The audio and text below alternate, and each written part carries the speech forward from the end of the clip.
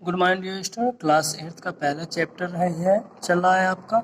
इसमें आपका आज टॉपिक हम पढ़ाएंगे मृदा उन्नत। मतलब मृदा को हम कैसे अच्छी गुणवत्ता बना सकते हैं। मृदा में क्या डाला जाए अच्छी गुणवत्ता रहे जिससे फसल हमारी अच्छी हो। तो कह रहे हैं मृदा उन्नत में लगातार एक ही फसल बोने से मृदा में कुछ विशेष पोषक तत्वों की बहुत कमी हो जाती है, अतः उपज कम हो जाती है।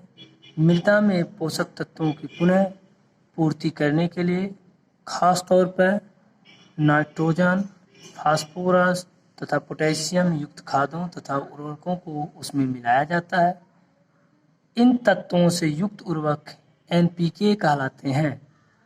खादों तथा उर्वरकों को अतिरिक्त मृदा द्वारा अगली फसल के लिए प्रकृति रूप से अपनी क्षमता बढ़ाने के लिए निम्नलिखित तरीके अपनाए जाते हैं। कौन कौन से तरीके देखिए। पहला फसल चक्र। दो भिन्न प्रकार के पादपों को एकांतरी रूप से अर्थात बदल कर लगाने को फसल चक्र कहलाते हैं। एकांतरी रूप मतलब उसको बदल कर, मतलब एक फसल में दूसरा तो दूसरे फसल में नेक्स्ट, मतलब मान लें धान बोए तो गेहूँ, मतलब हर सीजन में अलग अलग बोना चाहिए। कर दो भिन्न प्रकार के पादपों को एकांतरी रूप से अर्थात बदल कर लगाने को फसल चक्र कहते हैं। उदाहरण के मक्का अथवा गेहूं की फसल के बाद मूंगफली अथवा अन्य फलीदार फसल को लगाया जाता है। मूंगफली का पौधा अपने नाइट्रोजन यौगिकीकरण जीवाणु के साथ मृदा को उन तत्वों से समृद्ध कर देता है तो गेहूं के लिए लाभकारी होते हैं। मिश्रित खेती।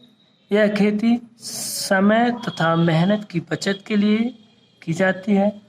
अगर सही चुनाव किया जाए तो एक पादप के उत्पाद तथा व्यर्थ पदार्थ दूसरे पादप के लिए सहायक भी हो सकते हैं। अक्सर मूंगफली तथा कपास को मिश्रित खेती में एक साथ उगाया जाता है। कह रहे मूंगफली तथा कपास को मिश्रित खेती में एक साथ उगाया जाता है। परती खेती क्या है। कभी कभी खेतों को विश्राम करने दिया जाता है और उनमें कोई फसल नहीं उगाकर उन्हें अगले वर्ष के लिए पुनर्जीवित किया जाता है। तो मरती परती मतलब फसल को में कुछ भी न बोना, उसको खाली छोड़ देना साल भर के लिए, उसी को कहते हैं परती। मिश्रित मतलब एक ही साथ दो, जैसे कुछ लोग होते हैं आपको क्या कहते हैं, जैसे सरसों है, सरसों में भी आपको मटर बो दिए तो उस पर सरसों बोने में मटर कुछ बो दिए, मटर के दाने बो दिए। आपके गेहूं के सीजन में भी गेहूं के साथ कुछ सरसों बो दिए गए, तो उसी को कहते हैं मिश्रित खेती। मतलब उसमें क्या होता है, गेहूं और सरसों दोनों बो दिए गए तो हम क्या करते हैं, सरसों काट लेते हैं, फिर जब पक जाता है उसके बाद में गेहूं को रहने देते, एक ही साथ दो काम कर लेते हैं और हमारी अच्छी फसल हो जाती है। उसी को कहते हैं मिश्रित। तो मिश्रित और यहाँ परती मतलब सालों साल उसको छोड़ देना, मतलब उसमें कोई फसल मत बोना, उसी को कहते हैं परती। तो कह रहे इसमें पोषक तत्वों की पूर्ति के लिए ह्यूमस ग्रहण करने की क्षमता में मृदा तथा मृदा जीवाणु की वृद्धि को बढ़ावे देने में सहायक मिलती है। कह रहा है इससे पोषक तत्वों की, जब हम उसको परती छोड़ देते हैं तो इसमें पोषक तत्वों की पूर्ति के लिए ह्यूमस ग्रहण करने की क्षमता में तथा मृदा जीवाणुओं की वृद्धि को बढ़ावा देने में सहायता मिलती है। मतलब मिट्टी में जो हमारे जीवाणु आ जाते हैं और ह्यूमस भी बढ़ जाता है मिट्टी का। इसलिए अगले जब नेक्स्ट में परती के बाद जब हम फसल जो भी लगाते हैं या उगाते हैं तो उसमें हमारी अच्छी फसल होती है। चलिए, पीड़क जीवों तथा खरपतवारों को से सुरक्षा। जैसे पीड़क जीवों तथा खरपतवारों सुरक्षा, मैलाथियान, डीसी स्टोन तथा बीएचसी जैसी पीड़कनाशियों का छिड़काव उन कीटों को नियंत्रित करने के लिए किया जाता है जो फसलों को क्षत पहुंचाते हैं अथवा उन्हें खा जाते हैं, क्योंकि अधिकतर रसायन उपयोगी तथा हानिकारक कीटों के बीच विभेद नहीं कर पाते हैं तथा उनके विपरीत प्रभावी होते हैं। अतः पीड़क जीवों पर जैविक नियंत्रण सुरक्षित होता है। जैसे कीटों की नर जनसंख्या है ऐसे जाल की ओर आकर्षित हो जाती हैं जिसमें थोड़ी मात्रा में मादा हार्मोन होता है। खरपतवार पोषक तत्वों के लिए फसलों के साथ स्पर्धा करते हैं। उनकी वृद्धि को रोकने के लिए विशेष रसायनों का उपयोग किया जाता है जो खरपतवार नाशी कहलाते हैं। मतलब खरपतवार जो हमारे खरपतवार जो होते हैं, जब हम उसमें फसल के साथ नए जो खरपतवार उग जाते हैं तो क्या उनके साथ स्पर्श करते हैं, उनसे बंटवारा कर लेते हैं। जो ऊर्जा सिर्फ उस फसलों को मिलना चाहिए वो ऊर्जा हमारे खरपतवार भी लेने लगते हैं। इसलिए उन्हें हमें समाप्त करने के लिए उनकी वृद्धि को रोकने के विशेष रसायनों का उपयोग किया जाता है, जिसे हम क्या कहते हैं, खरपतवार नाशी कहलाते हैं। जैसे 2,4-D तथा मेटाक्लोर दो मुख्य रूप से उपयोग किए जाने वाले खरपतवार नाशी हैं। अगला है पादप रोगों पर नियंत्रण। पादप रोगों पर नियंत्रण। कवक, जीवाणु तथा विषाणु फसल के पौधों में रोग पैदा करते हैं। कीट उनके वाहों का कार्य कर सकते हैं। उदाहरण के लिए गेहूं का कीट कंठ तथा आलू का सिरड़ाथा रोग कवकी रोग हैं। चावल की परसिरड़ता जीवाणु से होने वह रोग तथा आलू मोजैक विषाणु जनित रोग हैं। इनमें से कुछ रोग बीजों के द्वारा संचरित होते हैं जबकि अन्य मृदा जनित अथवा वायु जनित होते हैं। कुछ मुख्य कवकनाशी हैं एग्रोसान, बोर्डो मिश्रण, डाइथेन, M45, डाइथेन 79 आदि। एंटीबायोटिक स्ट्रेप्टोमाइसिन का उपयोग जीवाणु जनित रोगों के उपचार के लिए किया जाता है। ये हमारे जो हैं कवकनाशी हैं, इनके नाम है एग्रोसान, बोर्डो मिश्रण, डाइथेन, M45, डाइथेन 79 आदि। जैसे एंटीबायोटिक में देखा जाए तो स्ट्रेप्टोमाइसिन का उपयोग जीवाणु जनित रोगों में उपचार के लिए, जीवाणु जनित मतलब जीवाणुओं से जनित मतलब उसमें जीवाणु ना लगे, उसी कारण जीवाणु जनित रोगों के उपचार के लिए किया जाता है। बेहतर भंडारण। भंडारण में रखे अनाज को नमी से बचाने के लिए गोदाम सीमेंट तथा जस्तेदार लोहे की चादरों वाली छत के बनाए जाते हैं। बरसात का पानी इनकी दीवारों, फर्श अथवा छत में से रिस नहीं पाता है। पक्षी तथा कृंतक भी इन गोदामों में प्रवेश नहीं कर पाते हैं। कीटों को प्रतिकर्षियों स्प्रे के छिड़काव, धुआं अथवा मैलाथियान जैसे कीटनाशियों का छिड़काव कर दूर रखा जाता है। घरों में अच्छी तरह सूखे हुए अनाज को एल्युमिनियम अथवा जस्तेदार लोहे की चादरों से बने वायुरोधी ड्रामों में कीट प्रतिकर्षियों के साथ रखा जाना चाहिए। कह रहा है जो भी हम कीटों को जो भी जहां भी रखें उसमें कीटनाशक दवा डाल देना चाहिए। कह रहा अगला डेयरी फार्मिंग अर्थात उद्योग। डेयरी फार्मिंग को हम दूसरे लैंग्वेज में कह सकते हैं उद्योग। कह रहा डेयरी फार्मिंग या उद्योग Australia, Denmark, France, Netherlands, New Zealand, Switzerland, Britain तथा संयुक्त राज्य अमेरिका के शीतोष्ण क्षेत्रों में एक महत्वपूर्ण उद्योग है। भारत में योजनाबद्ध तरीके से डेयरी फार्मिंग उद्योग 1965 ईस्वी में आनंद गुजरात में राष्ट्रीय आनंद के एक आनंद जैसे गुजरात में एक आनंद है, इसमें राष्ट्रीय डेयरी विकास बोर्ड की स्थापना के साथ शुरू हुआ। बोर्ड में 1970 ईस्वी में एक परियोजना शुरू किया जिसका नाम ऑपरेशन फ्लड है। तो पूछा जाए परियोजना शुरू जिसका नाम है ऑपरेशन, मतलब 1970 बोर्ड में एक परियोजना शुरू किया जिसका नाम क्या था, तो आप कहेंगे ऑपरेशन फ्लड है, जिसमें सहकारी रूप से जीवन क्षम तथा स्वसम्मत राष्ट्रीय उद्योग का निर्माण किया गया। भारतीय डेयरी ने पिछले लगभग 40 वर्षों में अत्यधिक वृद्धि की है, जिससे भारत विश्व का सबसे बड़ा दूध उत्पादक देश बन गया। तो कह रहा भारत क्या है, विश्व का सबसे बड़ा दुग्ध उत्पादक देश बन गया, मतलब भारत में सबसे ज़्यादा दूध का उत्पादन होता है। तो भारत डेयरी में पिछले लगभग 40 वर्षों में अत्यधिक वृद्धि की। तो इस डेयरी में कितना 40 वर्षों में ज़्यादा किया, जिससे भारत विश्व का सबसे बड़ा दुग्ध उत्पादक देश बन गया। पूरे विश्व की बात करें, विश्व में पहले स्थान पर भारत है किसके उत्पाद में, दूध के। फिर क्या रहा, इसके फलस्वरूप ठोस दूध, दूध पाउडर, मक्खन, घी, तेल आदि का आयात बिल्कुल बंद हो गया है। वर्तमान में भारत हजारों टन दूध पाउडर का अपने पड़ोसी देशों को निर्यात कर रहा है। निर्यात कर रहा है, दे रहा है, मतलब हजारों टन दूध पाउडर को अपने पड़ोसी देशों को निर्यात कर रहा है। जैसे चीन हो गया, आपका पाकिस्तान हो गया, ऐसे देशों को, अपने पड़ोसी देशों को क्या है, ये दे रहा है। ठीक है। दुग्ध उत्पादक पशु, ये दुग्ध उत्पादक पशु कौन कौन से, देखिए भारत के मुख्य दूध उत्पादक पशु गाय, भैंस, बकरी तथा ऊंट हैं। किससे किया जाता है, गाय से, भैंस से, बकरी तथा ऊंट हैं। बकरी का दूध पोषक होता है तथा कुछ क्षेत्रों में इसे गाय के दूध से ज़्यादा पसंद किया जाता है। भैंस के दूध में गाय के दूध की तुलना में अधिक वसा तत्व होते हैं।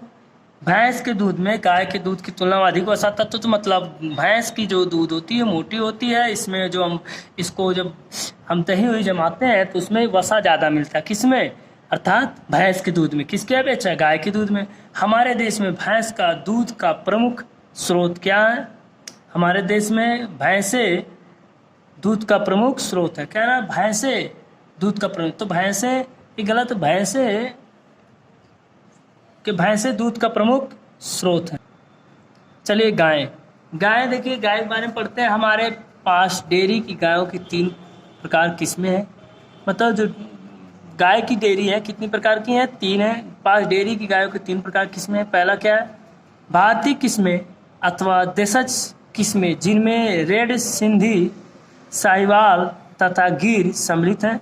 मतलब गायों के नाम हैं जिससे कहते हैं रेड सिंधी, साहिवाल तथा गिर सम्मिलित। एक गाय है जो रेड सिंधी कहलाते हैं, साहिवाल तथा गिरी, ये 3 गायें हैं जो प्रकार हैं। अगला क्या है, गायों की विदेशी अथवा विदेशज किस्में, जिनमें सर्जी, होल्स्टीन, फ्रेशियन तथा ब्राउन स्विस किस्में सम्मिलित हैं। फ्रेशियन गायें सबसे अधिक दूध देती हैं, लेकिन इनमें मक्खन वसा कम होता है। जर्सी गायों का दूध गाढ़ा होता है। तीसरा है, गायों की उन्नत किस्में अथवा संकरण किस्मों में करण स्विस, करण फ्राइन तथा फ्रेशवाल किस्में सम्मिलित हैं। नई संकर किस्मों की गायों से दूध की पैदावार देशज गायों की तुलना में 2 से 3 गुना बढ़ गई है। अब हमें पढ़ने हैं भैंसे, तो चलिए देखते हैं भैंसे। भारत में बड़ी संख्या में भैंसों को पाला जाता है। भारत में भैंसों की लगभग 10 किस्में हैं, जिनमें से मुर्रा, मैसाना तथा सुरती प्रचलित किस्में हैं। मतलब 10 प्रकार की हैं, जिसमें से 2-4 फेमस हैं, जैसे मुर्रा, मैसाना तथा सुरती प्रचलित किस्में हैं। ये 3 हमारे बहुत प्रचलित हैं। इनमें से हमें देखना डेयरी पशुओं का भोजन। डेयरी पशु, इनका भोजन कहाँ से उत्पन्न कराते हैं, अनुत्पादक जानवरों की छटनी या हटाए जाने के साथ ही दूध देने वाले जानवरों को समुचित चारे के साथ देखभाल, सुरक्षा तथा प्रजनन की भी आवश्यकता होती है। इन जानवरों के चारे में घास, सूखा चारा अर्थात गेहूं की भूसी तथा क्लोवर व अल्फा, इन जानवरों के अल्फा जैसी फलियां आदि भी होती हैं। चारा मुख्यतः निम्नलिखित 2 प्रकार का होता है। कौन कौन से, देख लीजिए। मोटा चारा मुख्यतः हरा चारा, एक तो मोटा चारा मुख्यतः हरा चारा तथा सांद्रित चारा यानी अनाज तथा मोटा अनाज। सरसों तथा कपास से बनी खली को भी चारे को बेहतर बनाने के लिए मिला दिया जाता है। मतलब चारे में हम सरसों तथा कपास से जो बनी खली की चारे, जिसको बेहतर खाना बनाने के लिए मिला दिया जाता है।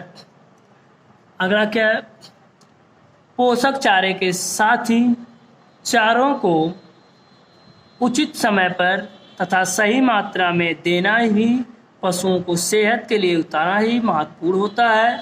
चारे को सामान्यतः द्रोणी में सुबह और शाम दूध निकालने से पहले दिया जाता है। दिन में 2 बार पानी भी दिया जाता है। जानवरों के चराने के लिए गांव से बाहर चारगाहों में तथा बाहर चारगाहों में तथा सफाई के लिए तालाबों पर ले जाया जाता है। फार्म के जानवरों की सफाई की सुविधा उनके हाथों में ही होती है।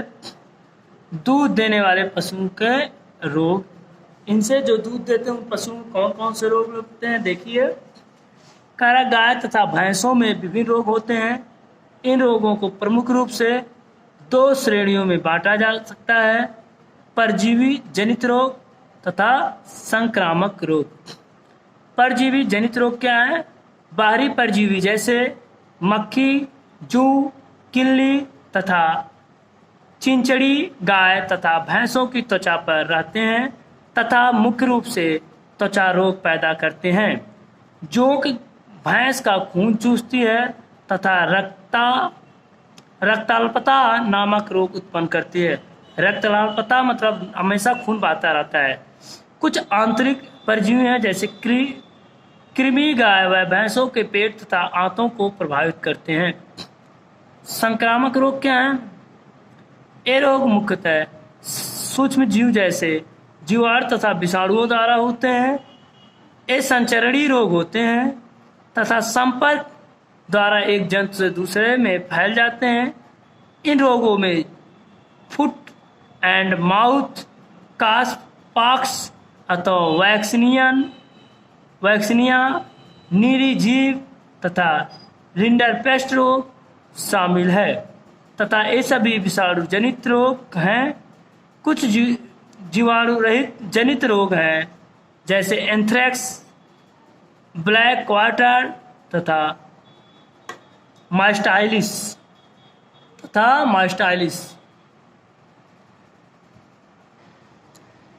रोगी पशुओं के लक्षण: खुरपका, मुंहपका रोग से जानवर को खुरों तथा मुंह पर छाले निकल आते।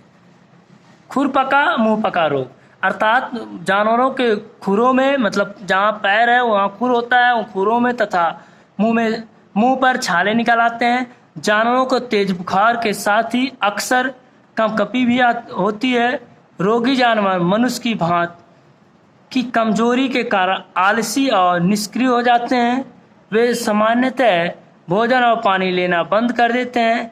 उनकी आंखों से पानी निकलने लगता है और अत्यधिक लार गिरने लगती है। देखिए मुर्गी पालन क्या है, देख लीजिए।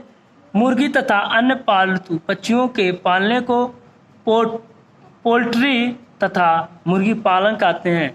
मतलब मुर्गी पालन को पोल्ट्री या था मुर्गी पालन कहते हैं। अन्य पक्षी जिन्हें सामान्यतः पाला जाता है वे हैं हंस, टर्की जिसको पीरू भी नाम कहा जाता तथा बत्तख। बत्तख देखिए। मुर्गा तथा मुर्गी में अंतर: मुर्गियों का दाना तो हंस, टर्की, पीरू तथा बत्तख। मुर्गा तथा मुर्गी में अंतर, क्या अंतर है देखिए। मुर्गा तथा मुर्गी में अंतर: मुर्गियों का दाना पहले देख लीजिए, इनमें तो उसी के अनुसार हम पढ़ते हैं। प्रचलित मुर्गियों का दाना अनाज, नम मिश्रण, पिसा हुआ भोजन होता है। इन पक्षियों को अपने भोजन में कठोर कंकड़ों या पत्थरों की आवश्यकता होती है, जिसका उपयोग ये भोजन को पीसने के लिए करते हैं। कुछ कंकड़ों अथवा दानों में पाए जाने वाले कैल्शियम कार्बोनेट का उपयोग अंडे का कवच बनाने के लिए किया जाता है। मुर्गियों को बहुत अधिक पानी की ज़रूरत होती है। यदि वे अधिक पानी नहीं पीती हैं तो वे कम संख्या में अंडे देती हैं। तारा मुर्गियों को बहुत अधिक पानी की ज़रूरत है, मतलब उनको पानी बहुत चाहिए, इसलिए अंडे ज़्यादा तभी देंगी अंडे, नहीं तो नहीं। यदि वे अधिक पानी नहीं पाती हैं तो वे कम संख्या में अंडे देती हैं। अगला क्या रहा? मुर्गी का पाचन तंत्र। मुर्गी का पाचन तंत्र देखिए। चोंच से उठाया गया भोजन एक छोटी थैली में पहुंचता है जिसे अन्नपुट कहते हैं, जहां अनाज रखते हैं। अन्नपुट मतलब अन्न प्लस पुट मतलब अनाज को रखना। यहाँ इसे मुलायम करने के लिए आर्द्र किया जाता है, फिर यह उदर में भेजा जाता है। पक्षी निगले एक कंकड़ों तथा पत्थरों को गिजाट में रखते हैं जो उदर का एक ही भाग होता है। उनके शारीरिक अंदर की बातें बताया जा रहा है कि मतलब जो उनको चोंच द्वारा खाते हैं तो थैली में पहुंचता है, और जिसे उस थैली का नाम है अन्नपुट, जहाँ वो अनाज जाकर रुकता है। यहाँ से वो मुलायम करते हैं, मतलब वहाँ जाने को अनाज क्या हो जाते हैं, मुलायम हो जाते हैं, आर्द्र किया जाता है, फिर वो उदर मतलब उनके पेट में भेजा जाता है। पक्षी निगले एवं कंकड़ों तथा पत्थरों को गिजाट में रखते हैं जो उदर का एक ही भाग होता है। मतलब गिजाट क्या है, उदर का एक मतलब पेट का एक भाग है, उसी में रखते हैं। इन कंकड़ों व पत्थरों के द्वारा गिजाट की मांसपेशियां से भोजन को पीस दिया जाता है। कह रहा है इन कंकड़ों व पत्थरों के द्वारा गिजाट की मांसपेशियों से भोजन को पीस दिया। मतलब गिजाट में जो मांसपेशियां होते हैं वह मांसपेशियां उन भोजन को क्या करती, पीस देती हैं। अंडे देना, मुर्गियां 6 महीने की उम्र में अंडे देना शुरू कर देती हैं। कितने महीने के अंदर में, 6 महीने के अंडे देना शुरू कर देती हैं। मतलब 6 महीने की उम्र में अंडे देना चालू कर देती है। अंडे देने वाली मुर्गी को अध्यासन मुर्गी कहते हैं। अध्यासन मुर्गी किसे कहते हैं, जो मुर्गी अंडे देती हैं। तो अंडे देने वाले मुर्गी को अध्यासन मुर्गी कहते हैं। यहाँ याद होना चाहिए, अध्यासन मुर्गी किसे कहते हैं, तो अंडे देने वाले मुर्गी को अध्यासन मुर्गी कहते हैं। रोडे, आइसलैंड रेड, ब्लैक मिनोरका तथा HN 260 मुर्गी की अधिक अंडे देने वाली किस्में हैं। HH 260 का यह नाम इसलिए पड़ा है क्योंकि यह अंडे देने की 12 महीनों की अवधि में 260 तक अंडे दे सकती हैं। कह रहा देखिए कुछ हैं जैसे रोडे, आइसलैंड रेड, ब्लैक मिनोरका तथा HH 260 मुर्गी अधिक अंडे देने वाली किस्में हैं। मतलब कह रहा है HH 260 का यह नाम इसलिए पड़ा क्योंकि यह अंडे देने की 12 महीनों की अवधि में 260 तक अंडे दे सकती हैं। मतलब 12 महीने के अंदर अंदर 260 अंडे दे सकती है, इसलिए इनका नाम है HH 260। HH 260 क्यों पड़ा, कह रहा है ये 12 महीने के अंदर 260 से अधिक और 260 तक अंडे दे सकती हैं, इसलिए इनका नाम HH 260 पड़ा है। अंडे का कवच के भीतर सफ़ेद भाग होता है जिसे एल्बियम या श्वेतक कहते हैं। मतलब अंडे के अंदर जो कवच के भीतर सफ़ेद भाग होता है उसको हम क्या कहते हैं, एल्बुमन तथा श्वेतक कहते हैं। ठीक है, एल्बुमिन या श्वेतक, एल्बुमिन या श्वेतक याद होना चाहिए। मतलब सफ़ेद जो भाग होते हैं अंडे के अंदर उसको क्या कहते हैं, एल्बुमिन या श्वेतक कहते हैं। श्वेतक के केंद्र में एक पीला भाग होता है जिसे पीतक कहते हैं। पीले वाले भाग को क्या कहते हैं, पीतक कहते हैं। तो चलिए देखते हैं आगे। फिर अंडों की अंडोजोत्पत्ति, मतलब अंडोजोत्पत्ति मतलब अंडों को कैसे उपजाया जाता है। अंडोज का अर्थ है अंडे के चूजे के रूप में विकसित तथा बड़ा करना। मतलब अंडों को हम जब चूजे के रूप में कैसे विकसित करते हैं और बड़ा करते हैं, माँ मुर्गी अंडों पर बैठकर, माँ मुर्गी मतलब जेंट्स की बात नहीं कर रहा, लेडीज की बात कर। माँ मुर्गी अंडों पर बैठकर उन्हें गर्म किए रहती है अथवा उन्हें सेती रहती है, उन्हें गर्म करती हैं अथवा सेती रहती है। इस प्रकार गर्मी प्रदान करना अंडोत्पत्ति में सहायक होता है। जब अंडे को गर्मी होती है तो सिर्फ अंडोत्पत्ति में सहायक होते हैं। आधुनिक पोल्ट्री फार्मों में अंडोत्पत्ति का कार्य गर्म इंक्यूबेटरों में किया जाता है। किसमें, इंक्यूबेटरों में किया जाता है, जिन्हें स्पुटनासाला कहते हैं। 19वें दिन अंडों को 50 डिग्री से पर गर्म किए गए पानी में डाल दिया जाता है। अनुर्वर अंडे सतह पर तैर आते हैं तथा फेंक दिए जाते हैं। कह रहा है 19वें दिन अंडे को 50 डिग्री सेल्सियस पर गर्म किए गए पानी में डाल दिया जाता है। अनूर्वर अंडे सतह पर तैर आते हैं तथा फेंक दिए जाते हैं। अंडा 21 दिन पूरा होने पर फूटता है तथा उसमें से नन्हा चूजा बाहर निकलता है। चूजे 1-2 दिन में ही अपने आप खाना शुरू कर देते हैं। अंडों का परीक्षण। अंडे की गुणवत्ता का परीक्षण निम्नलिखित सरल तरीकों से किया जाता है। अंडे का प्रकाश के किसी स्रोत के सामने रख कर देखें। भीतरी पदार्थ का एक ओर हो जाते हैं और वह पारदर्शी दिख सकता है। अंडे का प्रकाश के किसी स्रोत के सामने रखकर कोई भी प्रकाश के किसी सामने रख कर देखें। भीतरी पदार्थ एक ओर हो जाते हैं और वह पारदर्शी दिख सकता है। यदि ऐसा है तो अंडा अनूर्वर है और दूसरा तरफ यदि अंडे में गहरे रंग की गोल छाया बीच में मौजूद है तो अंडा निश्चित होगा। अंडे को गर्म पानी में रखिए। यदि यह तैरता है तो यह खराब अंडा है। यदि यह पानी की तली में बैठ जाता है तो यह अच्छे स्तर का अंडा है। तो ये 2 तरीके हैं। देखिए, पोल्ट्री के पक्षियों में होने वाले रोग कौन कौन से इनमें रोग हो जाते हैं। हैजा, चिकन पॉक्स जिसको चेचक आदि विशाल पोल्ट्री के पक्षियों को संक्रमित करते हैं। गोल कृमि पाचन तंत्रों में रोग पैदा करते हैं। किल्ली तथा चिंचड़ी आदि भी पक्षियों को प्रभावित करते हैं।